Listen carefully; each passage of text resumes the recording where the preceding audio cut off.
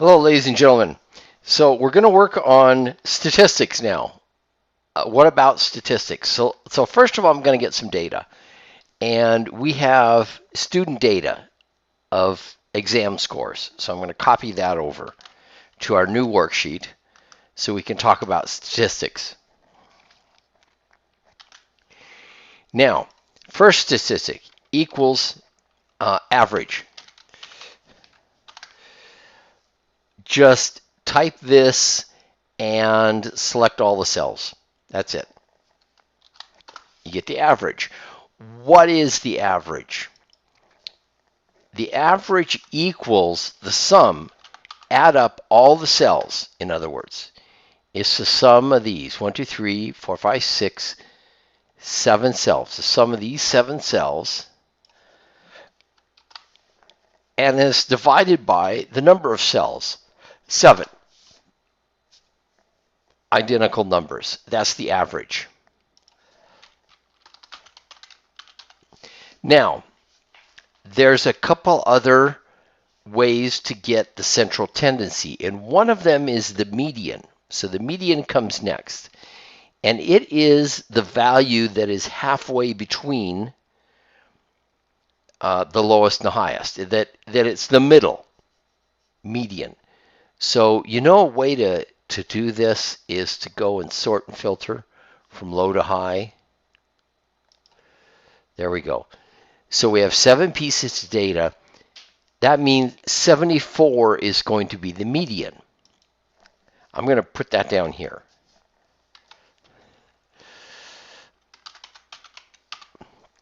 Oops, median, not medium. I'm not trying to channel the dead or something like that. Equals median of all this data. And it should work out to be the same number. Half the values are lower than that, half the values are higher. This is what's called a robust statistic, by the way. And the reason this is important is that if you have an outlier, your average can be skewed. It's like averaging income in the United States. And you have people like Bill Gates and Warren Buffett and Donald Trump and a few super mega billionaires. They skew the data. The average income in the United States is a lot bigger than the median income. The median income is somewhere around, last I checked, it was $40,000 a year. So, but the average is well above that. That's what the median does. The average and the median will agree for perfectly Gaussian distributed data, but a lot of data is not Gaussian distributed. That's why we use the median. The next one is called the mode. Now it counts the data which occurs most frequently. Now we don't have anything in the mode. We don't have any data values repeated. I'm going to force a repeat.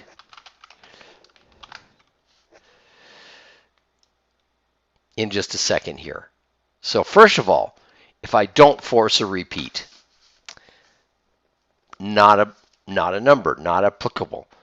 So what I'm going to do is I'm going to force a repeat. I'm just going to do 66 here. So then the mode would be 66. The median would also be 66. Take a look. Now this is something we just, before, the median is still 66. We have to change this number, because the median is now in the middle of the data. It is 66.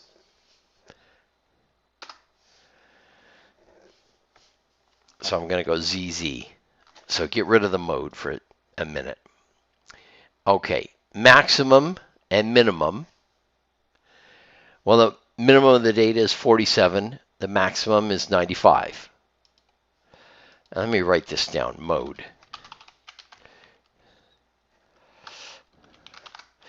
May not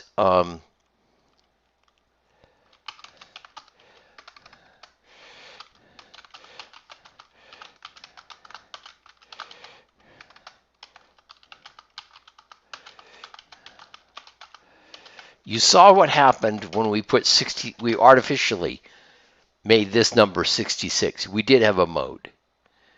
But as soon as I removed it, we have this error. The little green thing in the corner tells us what the errors are, by the way. Come on.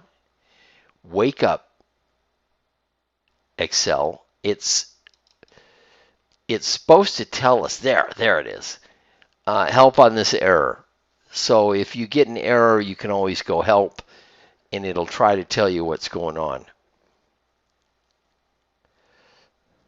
Okay. It can't find what it's asked to look for. Okay. So that's a way to get help with Excel. By the way, we've talked about help before, but it doesn't hurt to talk it about again. Maximum. So the maximum is 95. We know that.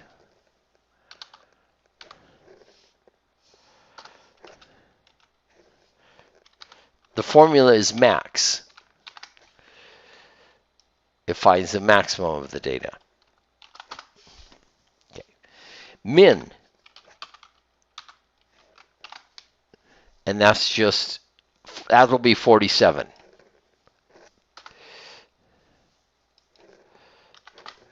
We can tell that from inspection. Now, you might ask, well, why do I need these things if I can just look at the data? Oh, minimum. If I can just look at the data and say, oh, this is the maximum, this is the minimum. The reason is, if you have 1,000 pieces of data, which can happen, you're going to get into, you have a production line, you got a zillion data points, and how are we going to make sense out of it all? So that's what this is all about. That's why statistics are important. Okay, now, minimum, maximum, standard, variance. Let's talk about variance first. It's closely related to standard deviation. What it does is it takes the difference between all these values and adds up the squares and then divides by 7 minus 1. There's a statistical, mathematics of statistics goes through why you have to do this. So let's go ahead and take a look at that.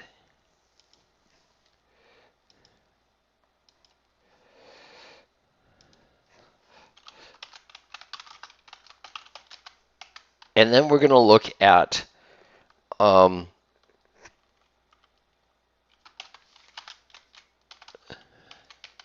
square deviation from average.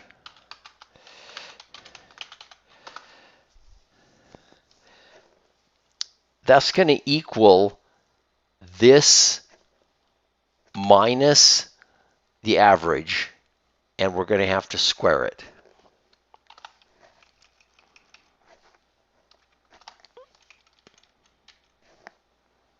So that's the square deviation of that data point from the average.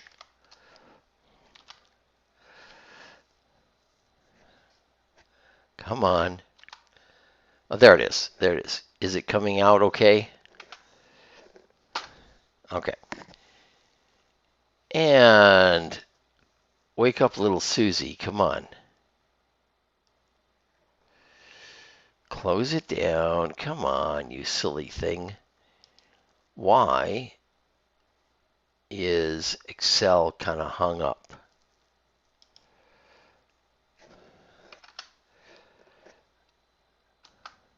There. Now, I want to make sure this is an absolute reference, not a relative reference. So I hit F4. There. I average up all the sums of squares. Now I take the sum of the square of all of these. I took the difference between this and the average and squared it. This and the average and squared it. This and the average and squared it. This and the average and squared it. Well, that's approximately 3. 3 squared is 9. Well, it's 3.43, etc., etc. Or is it 2.43? Let's see.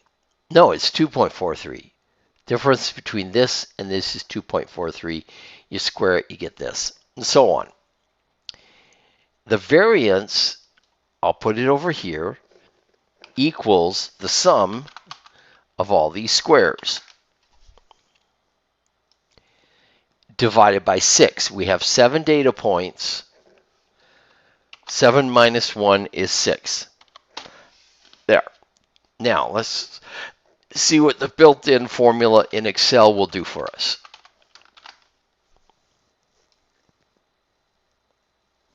We don't have to do all that sum of square business. What? Oh, I think I did. It's supposed to be VAR. Is that right? VAR. You don't spell it out all the way like I tried to do here. Okay. There it is. Variance. Now I can spell it out all the way.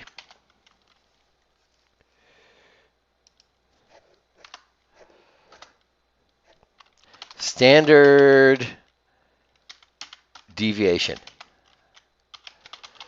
It's the square root of the variance.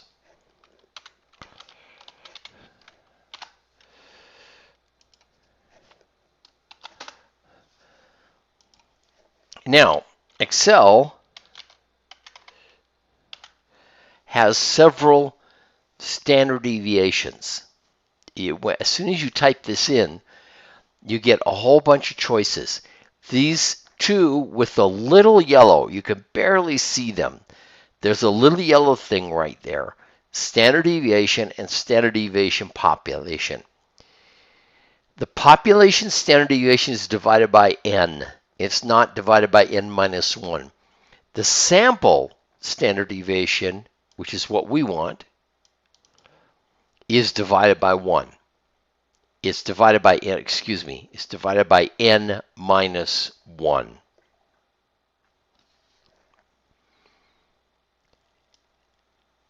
It's the square root of the variance we just calculated. There we go.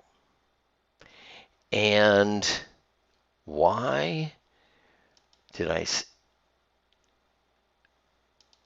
standard? Oh, no wonder I did the wrong thing.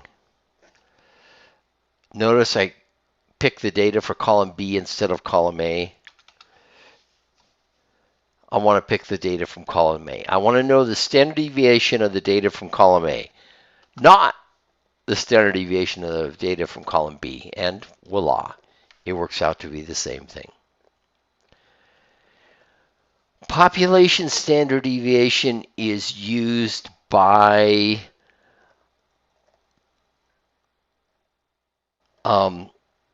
in math theory, in statistics theory, they talk about population standard deviation. Okay, just a couple more descriptive statistics. Let's go with the count. There's 7, right?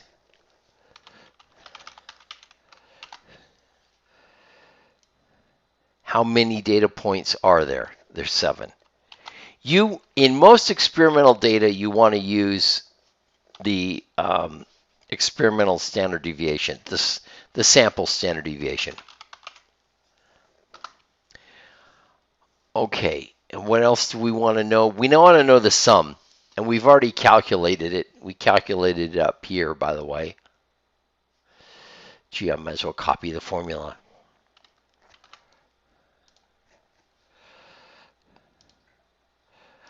I'll put it under my calculations. And, well, it's going to be identical. There we go. Here's the formula. Oh, let's see if I can. It doesn't show up.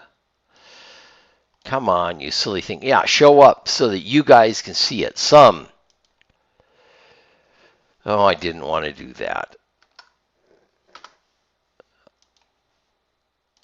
I just wanted to get in there. There.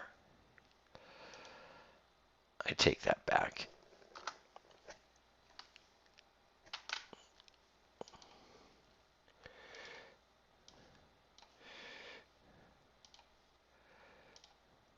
There. I wanted to show you guys, go through this and show you everything. Count. Sum. We just saw the standard deviation. Standard deviation. Variance. How to invoke these functions. Minimum.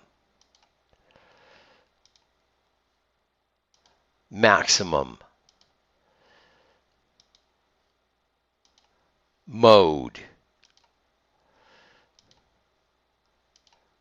Median. Average. So that's how to actually run this, how to do it and make it and get these data. 1, 2, 3, 4, 5, 6, 7, 8, 9. There's one more which you can't get from a function. And that's simply equal to the maximum minus the minimum. So there's no built-in function for this in Excel. You just got to take the difference between the maximum and minimum. Okay, going to stop the video here. It's gone on way long enough. This has been a long video. There's not really that much more to do, though, in this chapter. So you're mostly done. And we'll see you in the next video.